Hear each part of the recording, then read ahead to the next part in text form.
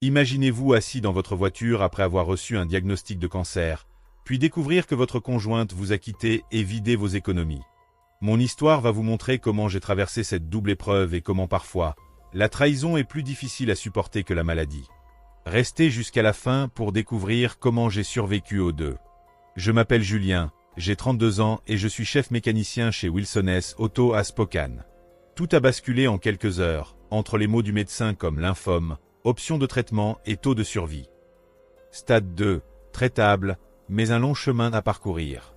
J'ai appelé Vanessa depuis le parking de l'hôpital, lui demandant de me retrouver à la maison pour parler. Elle m'a dit qu'elle était occupée, qu'elle avait des courses à faire et qu'elle reviendrait plus tard. En rentrant, j'ai découvert que la moitié de la penderie était vide, sa valise disparue, notre photo de mariage retirée de la table de nuit.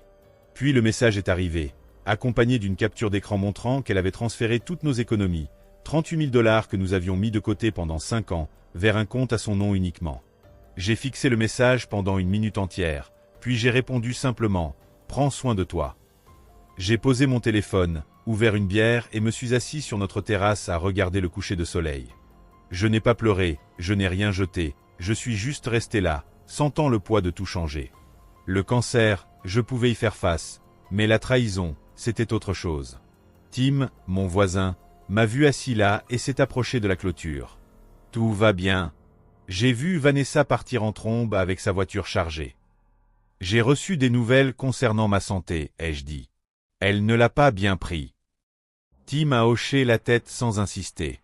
Fais-moi savoir si tu as besoin de quelque chose. Lisa fait de délicieux cookies. Merci, ai-je répondu. Après son départ, je suis rentré et j'ai sorti le dossier que mon oncle Brian m'avait donné le mois précédent. Il avait pris sa retraite de la planification successorale l'année dernière, mais gardait toujours un pied dedans. Quand mon grand-père est décédé en février et m'a laissé ce petit terrain au nord, Brian m'avait aidé à mettre les papiers en ordre. Tout le monde doit avoir ses affaires en ordre, avait-il dit. Surtout quand on est marié. Pour vous protéger mutuellement. J'avais commencé le processus, mis à jour mon testament, inscrit Vanessa comme copropriétaire de la Mustang 69 que j'avais restaurée, bien que je n'ai pas encore déposé les documents finaux à la préfecture. J'avais ouvert un compte secondaire dans une autre banque pour les revenus de la vente du terrain. Tout pour nous protéger, pour la protéger. C'est drôle comme les choses tournent. J'ai pris mon téléphone et appelé Brian. Quand il a répondu, j'ai dit « Tu te souviens de cette conversation sur la planification successorale ? J'ai besoin de faire quelques changements. » Il y a eu une pause. « Tout va bien, Julien. » « Non, ai-je dit. Mais ça ira. » Si vous appréciez cette histoire de résilience face à l'adversité, abonnez-vous maintenant et activez la cloche pour ne manquer aucun récit inspirant comme celui-ci. Votre soutien me permet de continuer à partager ces histoires de vie qui nous touchent tous. J'ai rencontré Vanessa au mariage de mon ami Drew en 2016. Elle était assistante juridique dans un cabinet d'avocats du centre-ville, intelligente, pleine d'esprit, belle. Nous avons emménagé ensemble 6 mois plus tard et nous nous sommes mariés l'année suivante. Les premières années étaient parfaites. Nous avons économisé pour une maison, trouvé une maison à rénover dans un quartier décent. Je passais mes week-ends à remplacer les armoires, à refaire les sols, à installer une nouvelle plomberie. Vanessa choisissait les couleurs de peinture et les meubles, publiait des photos avant-après en ligne, nous appelant une réussite de rénovation. Mon père est mort quand j'avais 13 ans. Ma mère nous a élevés, ma sœur et moi, avec un salaire d'enseignante. Elle nous a appris à travailler dur, à vivre selon nos moyens et à toujours avoir un plan de secours. Après le décès de ma mère il y a 2 ans, ce plan de secours est devenu encore plus important pour moi. Vanessa venait d'un milieu différent. Ses parents lui donnaient tout, frais de scolarité universitaire, nouvelle voiture tous les quelques années, acompte pour notre maison. Ils n'ont jamais compris pourquoi elle avait épousé un mécanicien. Son père, avocat d'entreprise, me présentait toujours comme le mari de Vanessa plutôt que d'utiliser mon nom. Avec le recul, je vois que les fissures ont commencé à se former bien avant mon diagnostic. Il y a 3 mois, Vanessa a commencé à parler de déménager à Seattle, disant qu'il y avait de meilleures opportunités là-bas. J'ai résisté, mon travail était solide, nous avions des amis ici, la maison était presque payée. Elle est devenue distante après ces conversations, passant plus de temps avec des amis que je n'avais jamais rencontrés. Puis sont venus les petits commentaires qui piquaient plus qu'ils ne le devraient. Tu ne veux pas faire plus de ta vie que réparer des voitures. La colocataire de fac vient d'être promue associée dans son cabinet. Ils construisent une maison de vacances. Parfois je me demande ce qui se serait passé si j'avais déménagé à Chicago après l'obtention de mon diplôme au lieu de rester ici. J'ai ignoré les signes, me disant que chaque mariage traverse des périodes difficiles, que nous allions surmonter ça. Quand j'ai trouvé la carte de visite d'un complexe d'appartements à Seattle dans son sac à main, je ne l'ai toujours pas confronté. J'ai juste discrètement appelé mon oncle Brian pour discuter de la mise à jour de nos documents légaux, commencer à documenter nos actifs. Juste au cas où. 2 semaines plus tard, je suis allé chez le médecin pour ce que je pensais être un rhume persistant. Il a trouvé les ganglions lymphatiques enflés, puis les analyses de sang, la biopsie. La veille de mon diagnostic final, Vanessa et moi avons dîné dans la cuisine. Elle parlait de la promotion d'un collègue. Je regardais son visage, me demandant si elle remarquerait la peur dans le mien. « Tout va bien ?» a-t-elle finalement demandé. « Oui, ai-je menti. Juste fatigué. » Elle a hoché la tête et a continué à manger, sans insister, sans vraiment me regarder. Cela aurait dû me dire tout ce que j'avais besoin de savoir. 3 jours après le départ de Vanessa, j'ai commencé la chimiothérapie. La première séance m'a frappé plus fort que prévu. L'infirmière m'a montré un fauteuil inclinable, a branché la perfusion et m'a demandé si mon chauffeur était dans la salle d'attente. J'ai pris un Uber, ai-je dit. Ma femme est hors de la ville. Elle m'a jeté un regard que je ne pouvais pas tout à fait déchiffrer, puis m'a tapoté le bras. La première est la plus difficile. Tu vas t'en sortir. J'ai hoché la tête, ne me faisant pas confiance pour parler. Je n'avais dit à personne sauf à Tim, mon voisin, que Vanessa était partie pour de bon, pas simplement hors de la ville. D'une certaine façon, le dire à haute voix le rendrait plus réel, plus honteux. En rentrant à la maison, il y avait une boîte de cookies sur mon porche avec un mot de la femme de Tim. J'en ai fait trop. Profitant. Je savais que c'était un mensonge, mais je l'ai apprécié quand même. J'ai essayé de manger, mais je ne pouvais rien garder. J'ai fini sur le sol de la salle de bain, transpirant et tremblant. Seul. Cette nuit-là, j'ai appelé ma sœur Ellie à Portland. Je lui ai tout dit, le cancer, Vanessa, l'argent. Elle voulait venir immédiatement, je lui ai demandé d'attendre. Je devais d'abord régler certaines choses. Le lendemain matin, j'ai appelé ma banque et découvert que Vanessa avait vidé nos comptes 40 minutes après mon appel depuis le cabinet du médecin, avant même de connaître les détails. Elle savait juste que j'étais malade et c'était suffisant pour qu'elle s'enfuie. Quelque chose a changé en moi. La tristesse s'est durcie en autre chose, pas exactement de la colère, mais un objectif. Je me suis rendu chez mon oncle Brian cet après-midi-là, apportant tous nos documents financiers, titres de propriété, tout. Elle ne peut pas simplement prendre ton argent comme ça, dit-il en examinant les relevés. Compte joint, lui ai-je rappelé. Son nom y figure aussi. Brian a enlevé ses lunettes de lecture. Julien, ce qu'elle a fait n'était pas seulement froid, c'était peut-être illégal. Prendre tout l'argent quand elle sait que tu es malade, qu'elle sait que tu auras des factures médicales. Puis-je le prouver? Qu'elle savait. Il a réfléchi un moment. Les relevés téléphoniques montreraient que tu l'as appelée juste après ton rendez-vous. Le relevé bancaire montre quand elle a effectué le transfert.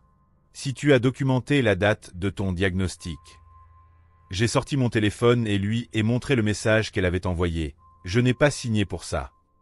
L'expression de Brian s'est durcie. C'est assez accablant. Nous avons passé les 3 heures suivantes à élaborer une stratégie concernant le changement de titre de la Mustang, la vente du terrain, mon assurance médicale et les coûts de traitement, documentant tout. En quittant la maison de Brian, mon téléphone a vibré. Un email de la cousine de Vanessa, Megan, qui avait toujours été amicale avec moi. Julien, j'ai entendu ce qui s'est passé. Je suis vraiment désolé. Je ne sais pas à quoi Vanessa pense. Je voulais juste que tu saches que je suis là si tu as besoin de quoi que ce soit. J'ai fixé le message pendant longtemps. Puis j'ai répondu, est-ce que Vanessa connaît mon diagnostic? La réponse de Megan est venue rapidement, oui. Elle a dit à tout le monde que tu as un cancer mais qu'elle ne pouvait pas le supporter et avait besoin d'un nouveau départ. Toute ma famille est choquée. Ce n'est pas juste. Je l'ai remercié et j'ai rangé mon téléphone, conduisant jusqu'à la maison les fenêtres baissées, sentant l'air d'été sur mon visage. Pour la première fois depuis le diagnostic, j'ai ressenti de la clarté. Je savais exactement ce que je devais faire. 2 semaines après le début du traitement, j'ai reçu une lettre de l'avocat de Vanessa. Elle voulait divorcer, citant des différences irréconciliables. Elle demandait à être retirée de l'hypothèque, mais voulait la moitié de la valeur nette de la maison. Elle ne disait rien sur l'argent qu'elle avait déjà pris, rien sur ma maladie. J'ai apporté la lettre à Brian. Assez audacieux, a-t-il dit en parcourant le document. Elle prend toutes tes économies en sachant que tu es malade, puis veut la moitié de la maison aussi. Que devrais-je faire? Ne réponds pas encore, a conseillé Brian. Voyons jusqu'où elle veut aller. Le lendemain, j'ai reçu un message d'un numéro que je ne connaissais pas. Julien, c'est Vanessa. C'est mon nouveau numéro. Je sais que tu es contrarié, mais nous devons régler ça. Mon avocat dit que j'ai droit à la moitié de la maison. Je n'ai pas répondu. 3 jours plus tard, un autre message. Julien, être puéril n'aidera pas. Je sais que tu traverses des choses, mais j'ai aussi des droits. Traverser des choses, comme si le cancer était une mauvaise humeur dont je devais me remettre. J'ai bloqué le numéro. Ma 3e séance de chimio m'a frappé fort. Je n'ai pas pu garder de nourriture pendant 2 jours. J'ai perdu 6 kilos. Ellie est finalement venue de Portland et est restée 1 semaine. Elle a nettoyé la maison, rempli le congélateur de repas, m'a conduit au rendez-vous. La veille de son départ, nous avons reçu une autre lettre de l'avocat de Vanessa. Plus d'exigences, plus de menaces sur ce que je lui devais. Ellie était furieuse. Après ce qu'elle a fait, elle a de la chance que tu ne l'aies pas traduite en justice pour l'argent qu'elle a volé. Nous y arriverons, ai-je dit. La semaine suivante, j'ai reçu une lettre recommandée de la banque. Vanessa avait essayé de retirer mon nom de nos cartes de crédit communes, mais ne pouvait pas le faire sans ma signature. Elle avait également tenté d'accéder à notre coffre-fort contenant l'acte de la maison, le titre de la Mustang et le testament de mon grand-père. La banque lui avait refusé l'accès quand elle n'avait pas pu produire la 2e clé. Ma clé. J'ai immédiatement appelé Brian. Elle devient désespérée, a-t-il dit. Elle a probablement réalisé qu'elle avait laissé des fils en suspens. Quelle est ma prochaine étape? Fermons ce coffre-fort. Déplaçons tout vers un nouveau à ton nom uniquement. Et je pense qu'il est temps de déposer ces changements de titre pour la Mustang. J'ai pris un jour de congé maladie, bien que chaque jour soit un jour de maladie maintenant. Je suis allé à la banque, j'ai fermé le coffre, j'en ai ouvert un nouveau. Je suis allé à la préfecture, j'ai retiré le nom de Vanessa du titre qui n'avait jamais été finalisé. Ce soir-là, un autre message d'un nouveau numéro. Tu as changé le titre de la Mustang? Cette voiture est à moitié à moi. Tu avais mis mon nom dessus. J'ai fixé le message. Comment le savait-elle déjà? Je n'avais déposé les papiers que ce matin-là. Puis j'ai compris. Elle devait avoir quelqu'un à la préfecture qui lui fournissait des informations. Ou à la banque. Quelqu'un qui surveillait mes mouvements. J'ai appelé Brian. Je pense qu'elle a de l'aide. Quelqu'un qui lui dit ce que je fais. Brian est resté silencieux un moment. Son père a des relations. Ça ne m'étonnerait pas de lui. Que dois-je faire? Donne-leur de fausses informations, a dit Brian. Tendons un piège. Le lendemain, j'ai appelé l'agent immobilier qui gérait la vente du terrain de mon grand-père. Je lui ai demandé de suspendre le processus, en m'assurant de mentionner lors de l'appel que j'explorais d'autres options pour liquider des actifs. Puis j'ai appelé ma banque d'investissement, où j'avais un petit 401K d'un emploi précédent. J'ai demandé des procédures de retraite anticipée, précisant que j'envisageais toutes les options en raison de factures médicales. J'ai attendu de voir ce que Vanessa ferait ensuite. 2 jours plus tard, son avocat a envoyé une nouvelle lettre exigeant une partie de tout produit de la vente de biens hérités et une répartition équitable de tous les comptes de retraite. Brian a souri quand je lui ai montré la lettre. Elle a mordu à l'hameçon. « Et maintenant ?» ai-je demandé. « Maintenant, nous montrons nos cartes » a-t-il dit. J'ai passé le mois suivant à me concentrer sur ma santé. Les traitements étaient brutaux, mais les médecins semblaient prudemment optimistes. Mes cheveux avaient disparu, j'avais perdu 15 kilos, mais mes résultats s'amélioraient. Ellie venait tous les 15 jours. Tim et Lisa, Dax en grave côté, vérifiaient mon état quotidiennement. Mon patron a réduit mes heures, mais a maintenu mon assurance maladie active. Je survivais, à la fois au cancer et au départ de Vanessa. Certains jours étaient plus difficiles que d'autres. Certaines nuits, je me réveillais en cherchant quelqu'un qui n'était pas là. Mais surtout, je restais concentré sur l'étape suivante, le prochain traitement, le prochain mouvement dans le jeu d'échecs que Vanessa avait commencé. Brian a appelé un mardi matin. Nous avons obtenu les documents de sa banque. Veux-tu deviner ce qu'elle a fait de ton argent? Dis-moi. Elle l'a transféré sur un nouveau compte, puis a immédiatement fait un chèque de 30 000 $ à ses parents. Je me suis assis. Pourquoi ferait-elle ça? À mon avis, elle essaie de le cacher, le rendre plus difficile à tracer ou à récupérer. Peut-elle faire ça? Non, a dit Brian. C'est là la beauté de la chose. Elle a transféré des fonds communs pendant une crise médicale connue, puis a essayé de cacher l'argent par l'intermédiaire d'un tiers. Le juge va détester ça. J'y ai réfléchi. Je ne veux pas d'une longue bataille judiciaire, Brian. Je n'ai pas l'énergie pour ça en ce moment.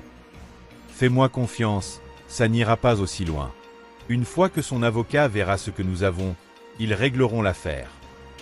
2 jours plus tard, je quittais mon traitement quand j'ai repéré une voiture familière dans le parking de l'hôpital. BMW argenté. Le père de Vanessa. Il était assis derrière le volant, regardant l'entrée de l'hôpital. Me regardant. Je suis allé directement à sa voiture. J'ai frappé à la vitre. Il l'a baissé, le visage composé dans ce masque d'avocat que je connaissais bien. Julien. Tu as l'air mal en point. Le cancer fera ça. Pourquoi es-tu ici? Vanessa est inquiète. Elle dit que tu es déraisonnable concernant la procédure de divorce. J'ai presque ri. C'est comme ça qu'elle l'appelle, déraisonnable. Elle est prête à être généreuse, étant donné ta situation. Une répartition équitable des biens, y compris la maison. Après qu'elle ait pris chaque centime que nous avions, après qu'elle soit partie le jour où j'ai été diagnostiqué. Il a eu la décence de paraître mal à l'aise. Elle était bouleversée, émotive. Les gens font des erreurs. Ce n'était pas une erreur. C'était un choix. Il a soupiré. Julien, sois pratique. Tu es malade. Tu dois te concentrer sur ta guérison, pas sur une bataille juridique que tu ne peux pas te permettre. C'est alors que j'ai compris. Il pensait que j'étais désespéré. Il pensait que j'étais fauché après que Vanessa ait vidé nos comptes. Il pensait que j'accepterais n'importe quel règlement juste pour éviter un combat. Il n'avait aucune idée de la vente du terrain. Aucune idée que j'avais retiré son nom du titre de la Mustang avant qu'elle puisse le réclamer. Aucune idée que j'avais tout documenté. Dis à Vanessa que j'aurai ma réponse pour son avocat d'ici vendredi, ai-je dit en me retournant pour partir. Julien, m'a-t-il appelé. Ne rends pas cela plus difficile que nécessaire. Je n'ai pas regardé en arrière. Jeudi, j'ai rencontré Brian et l'avocate immobilière qui l'avait amené, Catherine Chen.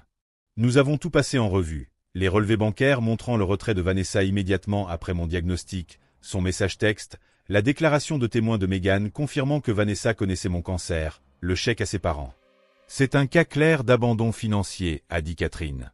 Plus, la tentative de dissimuler des biens matrimoniaux. Aucun juge ne verra cela d'un bon œil. Alors, quelle est notre démarche, ai-je demandé. Nous déposons notre propre action en divorce, a-t-elle dit. Nous démontrons l'abandon pendant une crise médicale, la malversation financière et la tentative de dissimulation de fonds. Nous demandons la récupération complète des fonds manquant plus les frais juridiques. Cela fonctionnera-t-il? Ai-je demandé. Catherine a souri. Je n'ai jamais vu de cas plus clair. Mais je ne pense pas que cela ira aussi loin. Une fois qu'ils verront ce que nous avons, ils plieront. Et s'ils ne le font pas? Alors nous allons au tribunal, et elle perd tout, y compris sa réputation. Pour la première fois en moi, j'ai ressenti quelque chose comme de l'espoir. Vendredi matin, Catherine a envoyé notre réponse à l'avocat de Vanessa.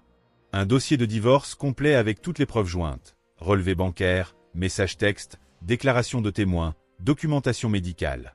Tout exposé en détail froid et clair.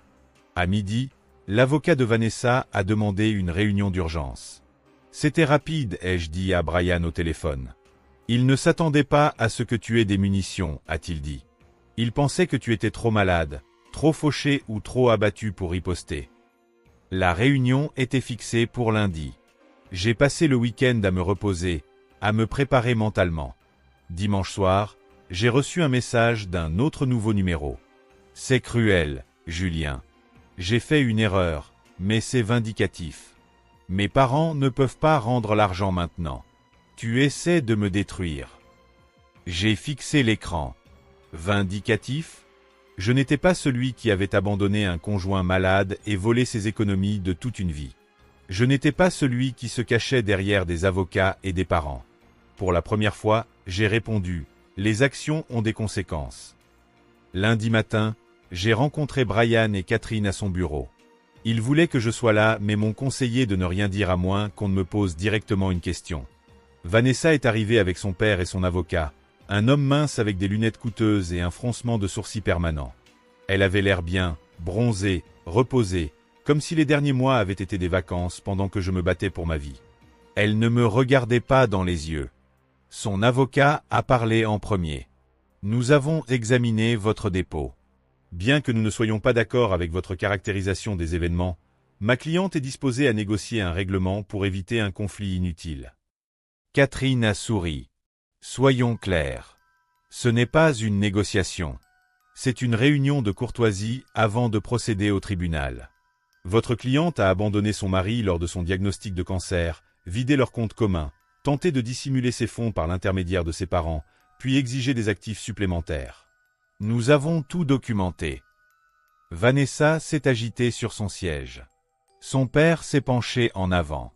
Sûrement, nous pouvons parvenir à un raisonnable.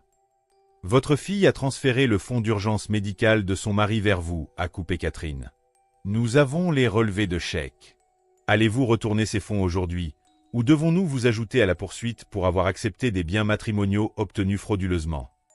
La pièce est devenue silencieuse. L'avocat de Vanessa s'est éclairci la gorge. Que exigez-vous exactement?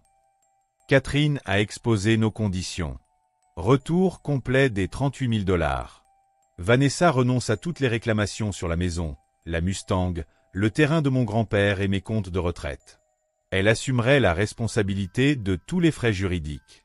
En échange, je ne poursuivrai pas de charges criminelles pour fraude financière et abandon. C'est du vol, a murmuré le père de Vanessa. Non, a répondu calmement Catherine. Le vol est ce que votre fille a fait. Ceci est la justice. La réunion s'est terminée avec l'avocat de Vanessa demandant 48 heures pour considérer nos conditions. En quittant la salle de conférence, Vanessa a essayé de croiser mon regard. J'ai marché devant elle sans ralentir. Dans l'ascenseur, Brian a serré mon épaule. Tu t'es bien comporté là-dedans. Je n'ai rien fait, ai-je dit. Je suis juste resté assis. Parfois, c'est la partie la plus difficile, a-t-il répondu. 2 jours plus tard, Catherine a appelé. Vanessa avait accepté toutes nos conditions. Ses parents retourneraient les 38 000 $ complets dans les 30 jours. Elle signerait les papiers renonçant à toutes les réclamations sur nos biens. C'est fini, a dit Catherine. Tu as gagné. Mais ça ne ressemblait pas à une victoire. Ça ressemblait à la fin de quelque chose que je pensais autrefois durer pour toujours. Comme fermer un livre à mi-chemin de l'histoire. Pourtant, pour la première fois depuis mon diagnostic, j'ai dormi toute la nuit. L'argent du règlement est arrivé exactement 30 jours plus tard, un chèque de banque pour les 38 000 $ complets. Je l'ai déposé immédiatement, puis j'ai appelé le cabinet de mon oncologue pour payer mes factures médicales. L'infirmière qui avait été avec moi depuis le premier traitement, Julia, était à l'accueil quand je suis arrivé. « Tu as l'air mieux », a-t-elle dit. Les résultats étaient bons la semaine dernière. Je me sens mieux aussi, ai-je dit, en lui remettant le chèque. Elle a jeté un coup d'œil au montant. L'assurance a fonctionné. Quelque chose comme ça. Le divorce a été finalisé une semaine plus tard. J'ai signé les papiers au bureau de Catherine, me sentant étrangement vide. Pas triste, pas en colère. Juste, terminé. Et maintenant, a demandé Brian alors que nous quittions le bâtiment. Terminer le traitement. Guérir. Découvrir ce qui vient ensuite. Il a hoché la tête. La vente du terrain devrait se conclure le mois prochain. C'est 65 000 $ de plus. Et si tu décides de vendre la Mustang? Pas encore, ai-je dit. Je ne suis pas prêt à tout lâcher. Ce soir-là, je me suis assis sur ma terrasse avec un verre d'eau, regardant le coucher du soleil. Les nausées de la chimio avaient finalement diminué. Mes cheveux commençaient à repousser, clairsemer mes présents. Les médecins utilisaient des expressions comme « bonne réponse » et « perspective prometteuse ». Mon téléphone a vibré. Un email de Megan, la cousine de Vanessa. « Julien, j'ai entendu que tout est finalisé. Je suis tellement désolé pour ce que ma famille t'a fait. Les parents de Vanessa vendent leur chalet du lac Cœur d'Haleine pour couvrir l'argent qu'ils te doivent. Ma tante est furieuse, te blâmant au lieu de Vanessa. Mais je voulais que tu saches que certains d'entre nous comprennent ce qui s'est vraiment passé. J'espère que tu vas mieux. Tu mérites au moins ça. » J'ai rangé mon téléphone sans répondre. Je n'avais plus besoin de m'impliquer dans le drame familial de Vanessa. Il était temps de me concentrer sur la guérison, sur la reconstruction, sur ce qui viendrait ensuite. 6 mois plus tard, mon oncologue a prononcé les mots que j'attendais, rémission complète. Je me suis assis dans son bureau, laissant la nouvelle s'installer. Pas guéri, le lymphome pouvait toujours revenir. Mais pour l'instant, le cancer était parti. La bataille gagnée. Que se passe-t-il maintenant? Ai-je demandé. Contrôle régulier. Analyse de sang. Scanner tous les 6 mois. Mais pour l'instant, Julien, tu vas vivre ta vie. Ce soir-là, j'ai passé 2 appels. D'abord à Ellie, qui a crié de joie. Puis à mon ami Joël à Missoula, qui m'offrait un emploi dans son atelier automobile personnalisé depuis des années. « Tu as toujours de la place pour moi ?» ai-je demandé. « Bien sûr, a-t-il dit. Quand peux-tu commencer ?» 1 mois plus tard, j'ai vendu la maison à Spokane. J'ai utilisé l'argent pour acheter une petite cabane près de Missoula, 2 chambres, un garage assez grand pour mes outils et la Mustang, avec des montagnes visibles de chaque fenêtre. Le jour où j'ai quitté Spokane, Tim et Lisa sont venus me dire au revoir. Lisa m'a tendu des cookies pour la route. Je les ai remerciés pour tout, les repas, la tonte de la pelouse, le soutien silencieux quand j'en avais le plus besoin. « Tu vas bien ?» a demandé Tim. « Vraiment bien. » J'y ai réfléchi. J'y arrive. 3 mois après mon installation dans ma nouvelle vie au Montana, j'ai reçu un message d'un numéro inconnu. « Vanessa, encore. J'ai entendu que tu es en rémission. J'en suis heureuse. Je sais que tu ne me croiras pas, mais je pense souvent à toi. J'ai fait une terrible erreur. J'étais effrayé, égoïste. Je suis désolé, Julien. Pour tout. » J'ai lu le message 2 fois, réfléchissant à une éventuelle réponse. Finalement, j'ai tapé seulement 4 mots. J'ai survécu. Porte-toi bien. Puis j'ai bloqué le numéro, rangé mon téléphone, et je suis allé travailler sur la Mustang. Non plus pour la vendre, mais pour la garder. Pour la restaurer à nouveau, cette fois juste pour moi. Certaines choses, une fois brisées, ne peuvent pas être réparées. Mais d'autres peuvent être reconstruites, plus fortes qu'avant. J'en faisais partie. Cette histoire vous a touché? Abonnez-vous maintenant pour plus de récits de résilience et de renaissance. Parfois, c'est quand tout s'écroule que nous découvrons notre véritable force. Ne manquez pas mes prochaines histoires de vie, chaque semaine sur cette chaîne.